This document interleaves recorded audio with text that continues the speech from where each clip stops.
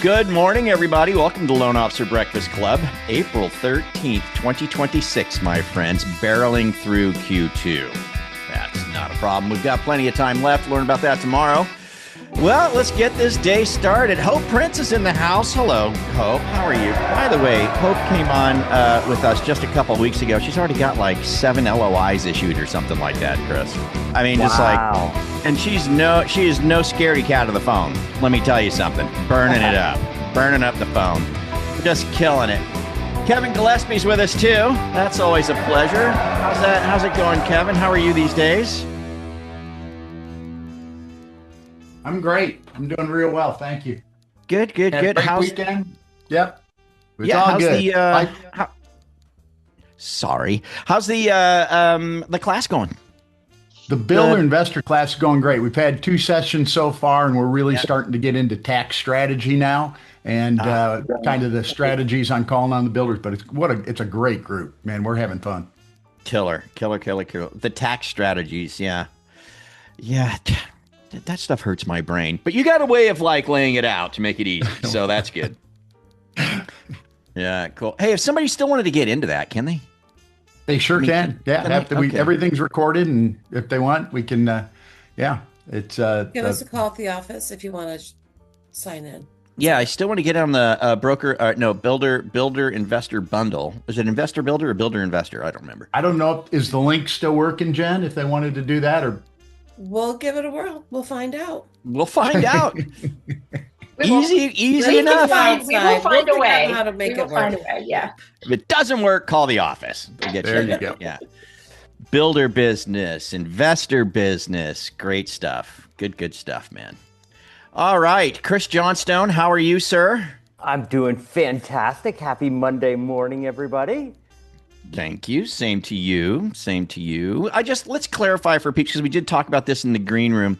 Some people were asking about your recorded classes that you do on Friday, and some people are saying, "How do I get in there? I can't find the recorded class," which are important because all the juice is there. So how do they get to it? So the recordings, we've actually set up a brand new membership site. I shouldn't call it a membership site, but you get access to it when you buy the book. So if you buy the book for $9.99, you send in your receipt, and we send you a username and a password to that membership site, and it has video lessons for every chapter of the book and the recordings of every single Friday class that we've done. So you can go back through the recordings. And so it's loaibook.com, the whopping $9.99 in order to get that, and that gives you access to the membership. And to be clear, it's $9.99 one time. It's true. Yeah. And if you don't like the book, you can just message me on Facebook and I'll send you back your $9.99. There you go. And it's coming from Canada, so you'll actually get $6.75. So, I'm kidding. Yeah, they're $1 million Canadian. That's right. Anyways, all right. Well, good stuff. Well, I mean, let's see how the weekend went with people. Who do we got in here? Let's pick on somebody. You know what we're gonna do?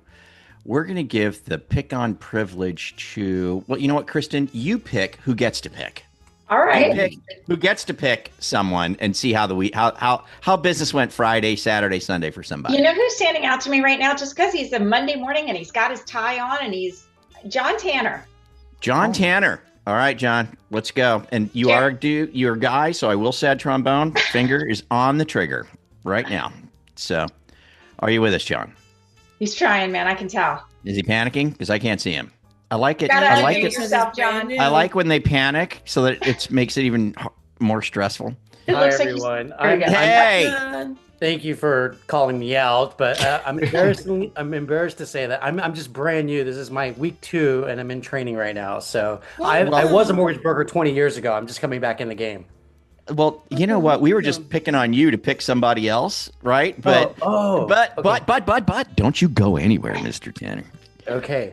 It's pretty cool, man. So just getting restart. So you were 20 years ago, you were in the business, and now you're just coming back? 25, actually. 25 years ago. Wow. It's quite a bit different. Yeah, substantially different. Yeah. I mean, learning the terms was interesting. Like non-QM didn't exist. We called them subprime loans back in the day, Right. Right. right? And back early, around 2004, we had things like Nina Ni, Yeah. remember that? Yeah. Oh, yeah. Yeah. Yeah, all that's gone. So, the Dodd-Frank Act changed everything, and Yeah. so yeah, it's been fun learning everything all over again. Um, learning about the rules and stuff. Yeah, okay, that's standard, but now it's time to make money, right? And that's why I'm following you guys and trying to figure Exactly. out what my scripts are. Like this weekend, I literally was rehearsing scripts so I can get on the phone this week. Wonderful. Yeah, you're gonna kill it, man. The good news is, hey, loans aren't new to you. You know these things. Yeah. Yeah. So it's just you took a hiatus, and now you're coming back. So good stuff. All the other stuff, yeah, you'll get all that. No big deal. But Right, the guidelines, all that good stuff. do you mind asking? You don't have to answer this. I don't. But just curious, what did you do in between? Like, what were you doing before you came back? Well, back then, starting in 2002. I was actually a loan officer, a real estate appraiser, and a realtor all at the same time. And I focused my energy all on real estate appraising. And so I was running offices in Miami and in Jacksonville at the same time. I expanded into Texas in 2007, right before the Great Recession. And Got it. so I actually tried to hold on to my appraisal business. Like I stopped doing mortgages in 2007. I still kept my real estate license from the beginning, and I still have it today. I'm still a real estate broker in Florida, and I tried to hold on to the appraisal business up until the end of 2010. And in 2010, I made $6,000 the entire year. It was so awful. Wow. And those were just doing like $100 desktop appraisals because nobody was sending appraisers out to go do Right. appraisals because everything was underwater. So it was a terrible, terrible time. And so I had already segued into education. I was working as a substitute teacher, and then in 2011, I became a full-time English teacher. So I got out of the industry completely. Even though I held my real estate license, I didn't do anything. I just worked in teaching as an English teacher, middle school, high school, and went back to college, got my master's degree from FIU, then went to law school, got my law degree, passed the bar exam, but didn't get admitted into practicing law in Florida because I had too much financial debt, back child support and stuff. So I didn't clean that up. So I spent almost 5 years cleaning that up. And technically, I still have an application pending to go take the bar exam again this July, but I decided I'm not going to do that. I'm going to get back into mortgages. So that's my story in a nutshell. Wow, well, that's quite a bit. I'm just going to give you victory fanfare just for everything. Thank you for sharing your little story there. A big story, actually. Interesting, actually. Very, very interesting. Boy, you're a glutton for punishment coming back here. Man, oh, man. Yeah. It's like, yeah, sure. Well, cool, man. Well, I tell you what, we still got just a minute here before we get in. Just go ahead and pick somebody. John, look around the room. Look at all the smiling faces and pick on somebody. We're going to see how things went last week with this, whomever you pick. All right, I'm going to pass the ball back to Kristen. Okay. Ball's passed back to Kristen. Good one. A lateral. I see what you did there. Very good. Yeah. So I get to pick somebody else? All right. Yes. All right. Let's see. Who looks like they have a win this morning? Chris O'Neill, what you got? Oh, nice. Chris O'Neill. You have been marked out and chosen, my friend. How was the week? Week's good. Got a clear to close this morning. Crashed a bunch of open houses on Saturday. That was the highlight of my week. Tell us about it real Had a quick. realtor call on Friday. Excellent. Tell us about the open houses. You said there was the highlight of your week. Why? What happened? Oh, I had been under the weather for a few weeks, so now I'm finally out meeting people again in person. And had an agent ask me to join her for a FISBO. She was trying to recruit or at least market to that guy. And then one agent that I've been targeting for several months, she called me out of the blue 2 weeks ago. She said, I don't know if I trust you yet, but I want to. She sent me a deal that I couldn't actually do. It was under $100,000, this little condo on the water. Yeah. But I popped by her open house this weekend with my survival bag. And she was, all over the place, but she was really grateful for the bag. She's like, I get your emails and everything too. You don't have to keep stopping by. I was like, it's okay. It's right by my house. I've got a bunch of these I'm going to. I got to run, but here's a survival kit. I hope you get through the day. And then her husband was at the other one, and they're Patriots fans. I'm a Broncos fan, so that's always fun. And then a really nice one for a big agent out in Newport Richey on the water. She wasn't there, but one of her gals was, and that was another survival bag. If you're getting value from this already, go ahead and tap that like button. It helps more loan officers find content that actually makes a difference. And hey, if staying ahead of the market and learning what's really working in our industry matters to you, hit that subscribe button and ring that bell so you don't miss another episode. We read every comment, so drop your thoughts down below. We'd love to hear from you and know what's working or what you'd like us to cover next. Thanks for tuning in, and we'll catch you here next time. What's in the survival bag? Then we'll get moving. I'm just Great curious. question. So I've got hand sanitizer, Tide pen, water, B12 vitamins, and trail mix. Okay, so one more time. Hand sanitizer, what else? Hand sanitizer, trail mix, Trail a mix. little bottle of water. Mm-hmm. I've got this thing called Zip Fizz. It's like B12 and caffeine, a little pick me up. Mm-hmm. And then a Tide pen if you get a stain on your shirt. Oh, interesting. Good one. Nice. Is the bag branded to you? Not yet. But that's in the works. Yeah, I just bought a bunch of these on Amazon, like little lunch bags. All right. And then I let's look at stapled 'em. my card to it, and I've got stickers. Hold on. in the Let's see mail. it. Let's see. Okay, what do you got?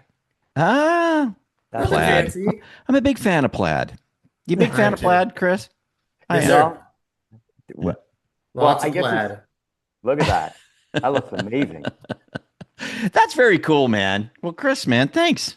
Thanks for the share, and I'm glad you had a good weekend and heading out and seeing there's something about getting out there, in the fresh air, into the homes, seeing people face to face. It goes a long way. And shaking It really, hands. really does. Yep. Yeah. Tide sticks rock, man. Tide sticks rock. We gave those away as the gift at our wedding because that's how my Nice, wife Tom. and I. That's how my wife and I met. It's a long story. I'll tell it later. Tide sticks sticks. Tide sticks are awesome. Yeah, because it sounds like you're saying tie sticks, which was a whole different kind of thing. You know what I mean? Back in the day. I mean, I don't even know if that exists anymore, but it used to. Just like that. There we go. A little. There a he little, is. A little Hold on. survival kit. Hold I on. love One it. more time. All right. Let's see. There it is, Chris. The Tide stick, OxyClean. Got it. So it's just a little thing you just rub it on your Yeah, shirt. I got get a little everything at the sting. dollar store. Yeah, indeed. Back in the day, Frank would smoke those. All right, time to move on to the crux of the show. Indeed. Thanks everybody for sharing. So Jimmy couldn't make it this morning. Looks like unless Jimmy's here. Jimmy Reed here? Did he make it? Is he with us? Nope. No, but I am not worried about it at all because this subject is very, very cool, and we've got some superstars in here that I'm hoping will share. Right. So we were talking on, I think it was Friday, Chris. We were, and it was just the shoot in the breeze session, like we're doing right now, a little shoot in the breeze session. And I think wasn't it Angela who was talking about a realtor meeting that she did or she was gonna do or something like that. Yeah, And then she did a realtor presentation and talked a little bit about a unique product that she works with for Native Americans. God, that's what you got such a good memory. That's You've why got you keep me around, Frank. One of the many reasons, Kristen, indeed. Yeah. So that's right. Yeah. So she was talking about, this unique thing and got her foot in the door. And in the chat, let's talk about raise a hand or say yes. Who's a fan of doing the realtor meeting? And I would say this too, like anytime you do a realtor meeting, if you've done them, did it work out for you? I mean, did you get something from doing it? Yep. And so just put in the chat if you're a fan and if you've done them or you do them and you get something from it. But I'm a fan. Like I think they're probably one of the fastest ways to build rapport and trust with real estate agents. Like just so fast, But we wanted to talk today about like, okay, how do I do it? Like, how do I get going? Like, what's the thing I would present and whom do I present it to even secure said meeting? Right.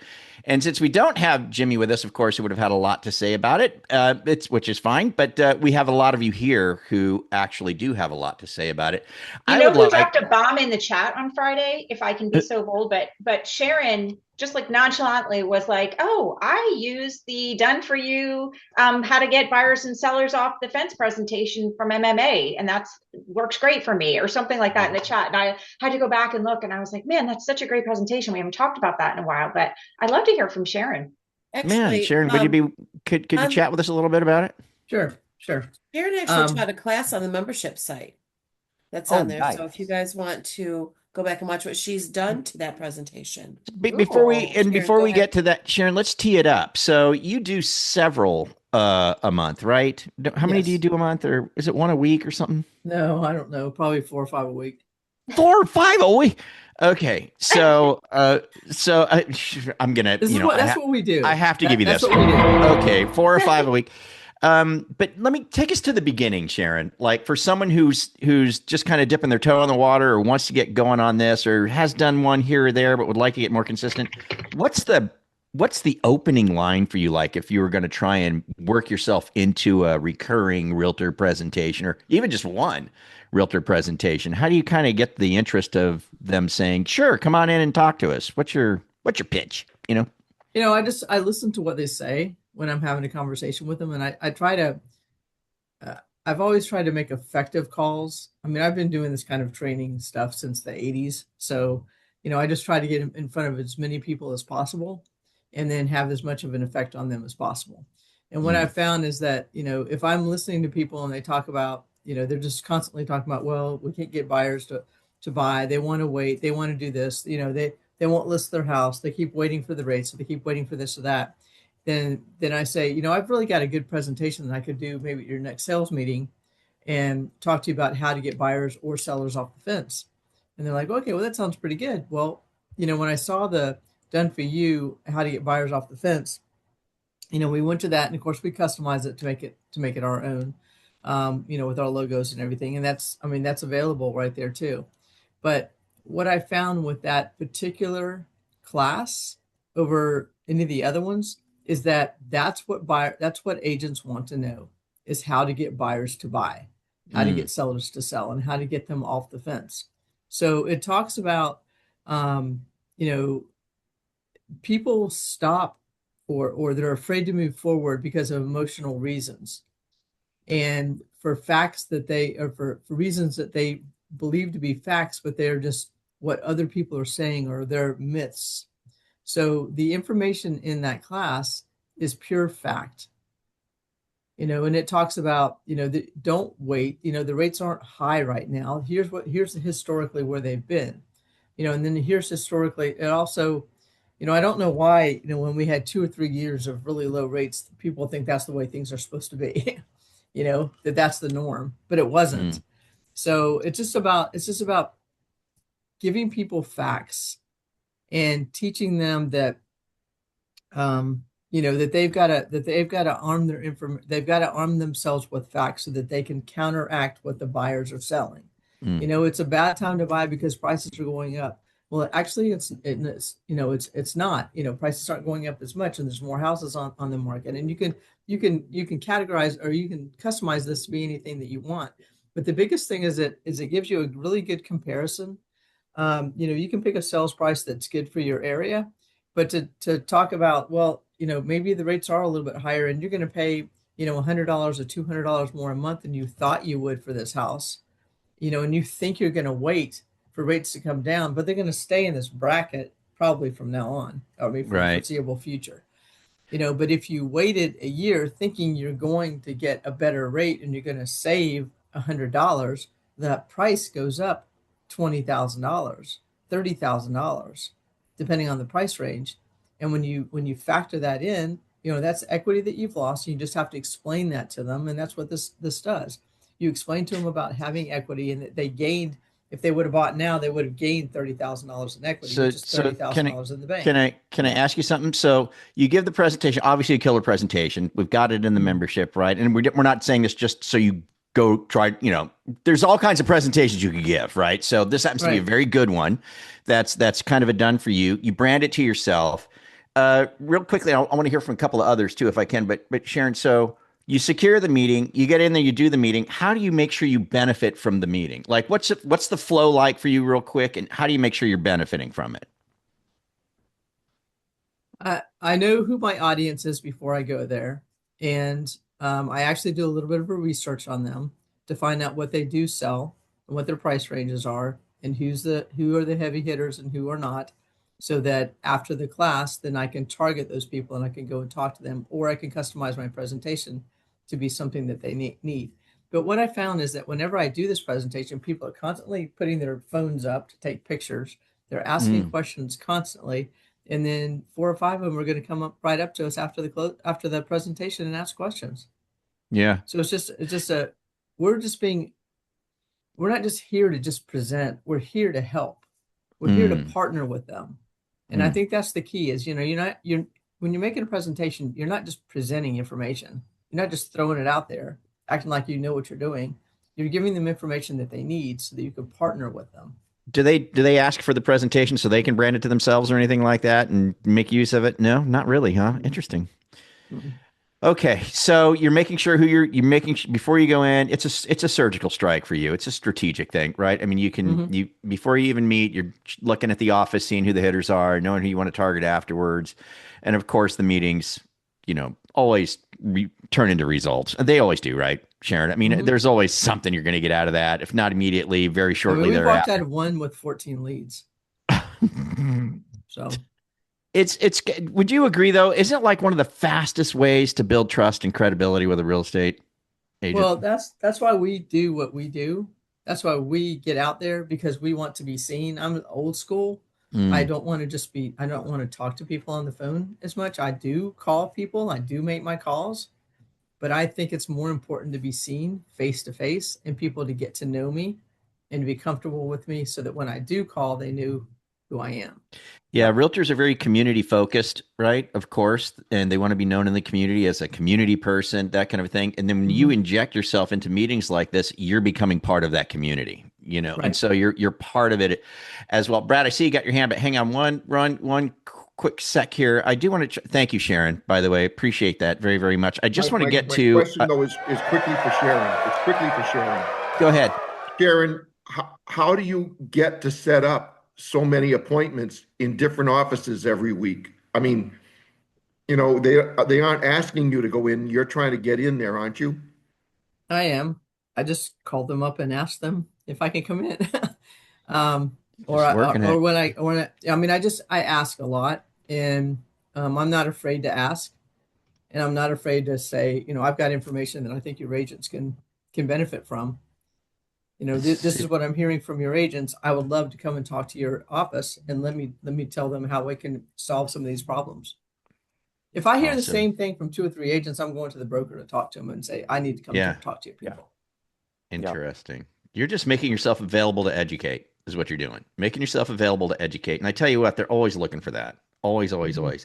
Let's get somebody else, Gen Z or Kristen or Chris. There was people in there saying, yep, love it. I do it. Who else can give us do you see somebody that we can? Frank, I've actually got something to add to Sharon. Hopefully this is valuable for everybody. So Sharon, when I used to go in and do the Realtor office presentations, mine was always lead gen focused. I was always talking about technology, and I found that a lot of the heavy hitters, like the big teams that I wanted to work with and those big top producers, they were almost like too big for the office meeting.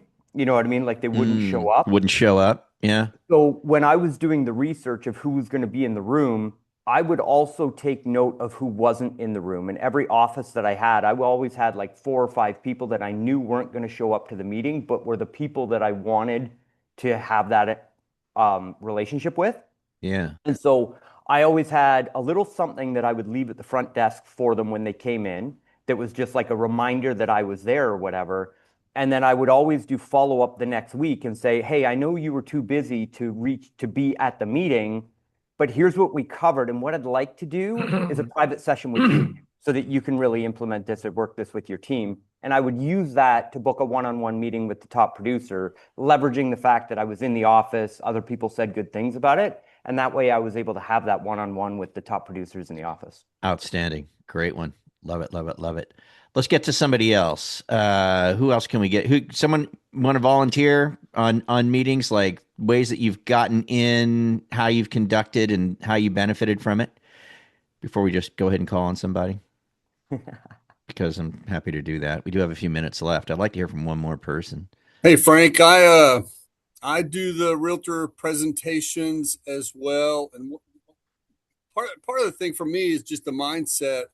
Like Chris has said, a lot of the stud realtors, they don't want to come. They think they know everything. They've learned everything. They're almost prima donnas, but the ones that come to the room are looking for answers. They're hungry, and man, you can build some real loyalty with those guys pretty quick. And they may not send you a deal. We always try to shoot for, hey, send me a deal every other month, but they may send you 3 a year, which matters. And Yep. And they'll claim, even though you don't hear from them very often, they'll claim you're my guy. And I think, man, if I'm your guy, I'd love to hear from you more. But they're giving me everything they got, and so I love working with those folks more so than the ones that are just got their head in the clouds and think that they are God's gift to everybody. It's like, man, I don't like working with those guys, using them. Win for me this week. I didn't jump in a while ago, but I saw Rudy. My average loan size is about 300,000, which is okay for Texas. I got 3 deals this weekend. One was 1.2, one was 900, and one was 500. And so I'm like, where the heck did these guys come from? Oh, yeah. I mean, and 2 of them are past clients kind of moving up, and one's a friend from church that's needing to refi a condo that's kind of losing ground on him. And so I'm like, man, thank you, Jesus.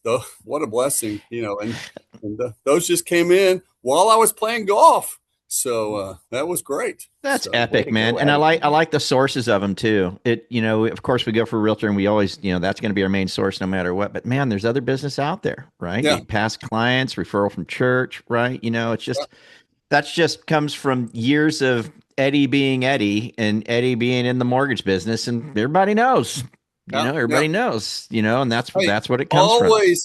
Always, every class, I know Carl has taught us to go through and kind of, if you got the list, go through and prioritize, hey, who are the, what does he say, 10% in the room are going to be the studs, and those are kind of, but man, I take the mindset of, hey, let's serve everybody. I don't care how big or small they are. Let's love on those guys, serve them. And somehow, some way, I think God rewards that back to you and says, hey, I'm going to take care of you with the deal from out of the blue that you think, man, never even saw that one coming. Yeah, where'd that come from? Yeah. So awesome stuff, man. Awesome stuff. Thanks. We got Jody with his hand up. Go ahead. Hey, good morning. That was a great share. That was a great share from Sharon. That was really valuable. Thank you. My question is really just maybe discussion topic about identifying which offices, like in a step 1, step 2, step 3 kind of way. In the market that I'm in, we've got a lot of territorial marketing agreements that we've got to deal with. So a lot of offices that I've called on just sort of organically have been like, yeah, we've got to deal with whatever, and we've got to deal with even the independents. So the real estate agencies that don't own a mortgage company, they'll have marketing agreements. And so I was just curious about how other people maybe even flush that out and just sort of avoid the conversation. I understand the idea of like moving on, but it becomes a very wide open field if there isn't sort of a strategy to kind of target the right ones. And so I was just kind of curious about that. Hi, thanks for enjoying Loan Officer Breakfast Club here on YouTube. I just wanted to drop in and remind you that if you're a newer loan officer and you're trying to get to that 2 or 3 deals a month, or if you're seasoned and you're trying to get from 50 to 60 or 60 to 80, Mortgage Marketing Animals has you covered. We've got the full gambit from start to finish, top to bottom. Everything you need is at mortgagemarketinganimals.com. There's a reason that mortgagemarketinganimals.com is the #1 mortgage coaching platform in the country. So check it out, mortgagemarketinganimals.com. You know what I would do there, Jody, is, and I'm sure others have different thoughts on it, but if it's really clamped down, locked down, notably in your area, the other way to do it is to work with, a title company, escrow company, something like that, where you're going to do a class that just goes out to everybody, right? So I'm going to be doing at the title company. We're going to be in there. We're going to have some sandwiches, have some sodas. We're going to do a class on XYZ, and then getting that word out to all the offices and all the real estate agents. So that's the way it's not an office meeting with their office. it's a meeting that's out there in the community in a title company that's serving them, right? They can come to that meeting and you can meet them that way as well. So not an office focused meeting, but a market focused meeting, right? Does that make sense, Jody? You see, get what I'm saying? Like just do it that way. And it's, you can do it just as effectively. If anybody, before we go real quick, has anybody done that? If you have, raise your hand while I'm gabbing, but I would love to hear if that works for you. But we've got Model Match, we've got this LOCRM. We can get a list of all these producers. We can email them. We can call to stack the room. I'm gonna be going over this. It's on this day at this time. We'll have some sandwiches. Bring people in, and now you've got your audience, right? Where you didn't have to go into the office per se, but you're bringing offices to you. Does that make sense? And a couple of great things in the chat here, Frank. So Sharon chimed in with Realtor board meetings. There you go, the board meeting. Real estate board. And then John Barker with Lunch and Learn at a local restaurant. There you go, Lunch and Learns, Take it out of the office and make it so appealing that you've got those agents coming to you. There you go. Does that help, Jody? Yeah, it does. Thank you. Yeah. Amazing. No and problem. Kelly, in the chat here, celebrating 14 new applicants. It's working. Man, way to go. What? Kelly Grant. Well, Kelly, she's El Fuego right now. I can hear you, Frank. I can hear you. You are El Fuego right now. Yeah. Congratulations. Good stuff. Thank you. I called each partner and told them they need to give me one, and this is what it turned out to. Oh my God. Tell us more. Go ahead. What do you mean? You call each partner? That's all I said. I said, it's time. I need one loan. Go get it. And I'm ready to work it. And they sent them. Like, I held them to the fire, like 3 days, kept pushing, and everybody sent me one referral, and all of them turned into real applicants sending stuff that qualify. I start my new position today with the company and just loaded them down with all of these new applicants that are qualified. All right, Kelly's here. Get busy. Yep. Kelly's here. Kelly's here. Let's go. Welcome to the team. Welcome to the team. Oh my gosh. I love it too, because you basically became, how like kids, grandkids, they can pretty much get anything they want. You know why? Because they're just relentless. And they just ask and ask and ask and ask and ask and ask. And you know what I mean? But there's something to be learned from that.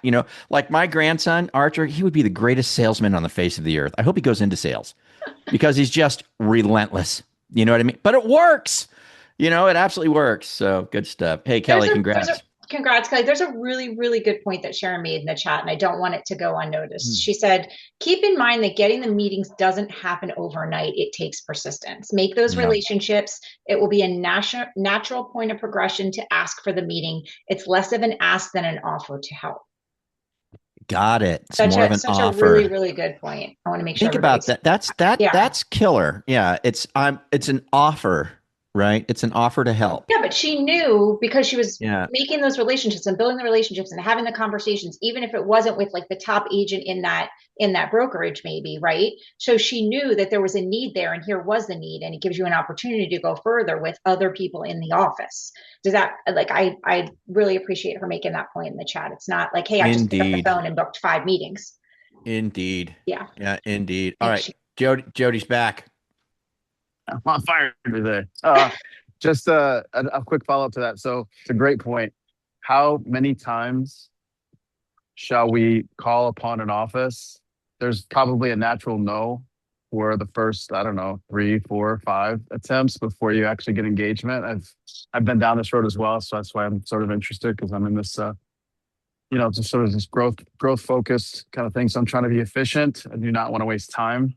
And so I was just curious if there's some like anecdotal data as to like after 5 times, just move on or something. Thanks. Jody, yeah, I get what you're saying. Yeah, go ahead, Jen. Sorry, go ahead. That's okay. Sharon just put in the chat 8 no's to get a yes.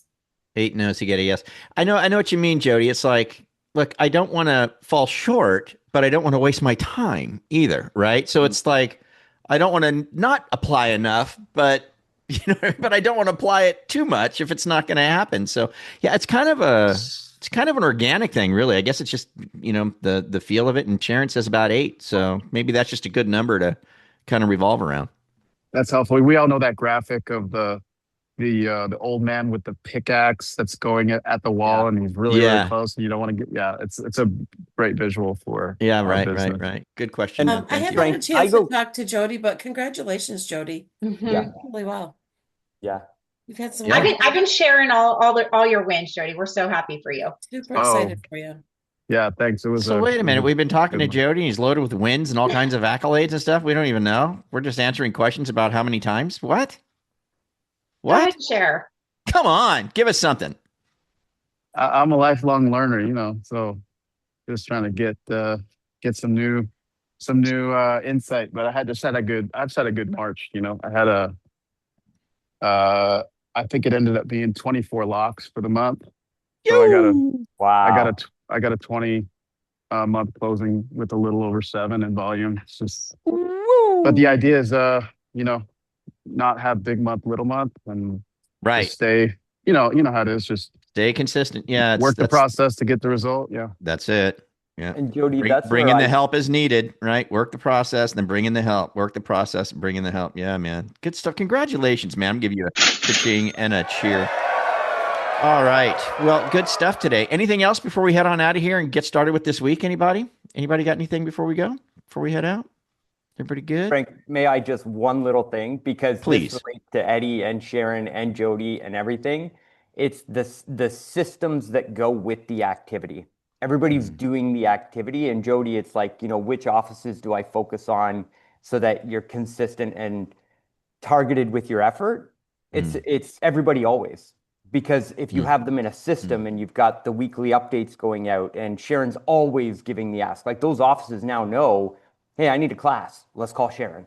You know what I mean? It's becoming that go-to in the marketplace. So it's like Coca-Cola. If somebody doesn't drink Coke, they're not going to stop buying ads. They're just always going to be in front of that audience with that offer because it's just as much about timing of the offer as it is making the offer. And so making sure that you're always making offers into that market of those offices and having a system that runs it is important as well. So Frank, I hope that was helpful. That's a good question for Sharon. How many do you do repeat meetings? I have 7 offices that I do regularly, and I try to get to at least 5 of those per month. Great. 5 of those offices. So that's repeat. Great. Meetings. You have a different topic every time. Yeah, we have a lot to talk about. We always do. Thank you for sharing. We always do. Yeah. Wow. Well, great stuff, man. I appreciate today, everybody. Today is Monday, Thor's Hammer Day. So make sure we get on today, 2:00. If you're in the membership, come on over. Meg and I are doing our class on Thor's Hammer today. So hope to see you there. Specifically on that, indeed. All right, well, good stuff, man. We'll be here tomorrow. We had Robin on last week, and she was talking about something, and then she's following up this week. Oh, we were talking about last week with her. We were talking about those 4 little words. I'd love an introduction, right? And so then when we get the introduction, now what? Right. So that's what we'll be going over tomorrow with Robin. So that'll be cool. And then Wednesday, guys, just so you know, I have Katrina, Sharon, what's her last name? Katrina Haggerty or something. I can't remember her last Haggerty, I think. And she is with AD Mortgage. We had Kimber this last week talk about the condo reforms and all the new condo rules and all that kind of stuff. One of her focuses at her company, AD, they're a wholesale company, you can broker to them, is non-warrantable condos. So we're going to kind of explore that non-warrantable condo world there, make sure we're tight on it, know what we can and can't do with their company, and then just put that in our toolkit. So we got that because it could also parlay into what the stuff Kimber talked about, the stuff that she's going to talk about could parlay into presentations, right? Which we're talking about today. So it'll all kind of come together and meld together on Wednesday. So you might be able to have some good presentation fodder that you can use, going into the rest of the month. I think that would be really, really cool. Sound good, everybody? Everybody good? Yeah? All right. Let's get on with our Thor's Hammer, my friends. Have a great day, everybody. Adios.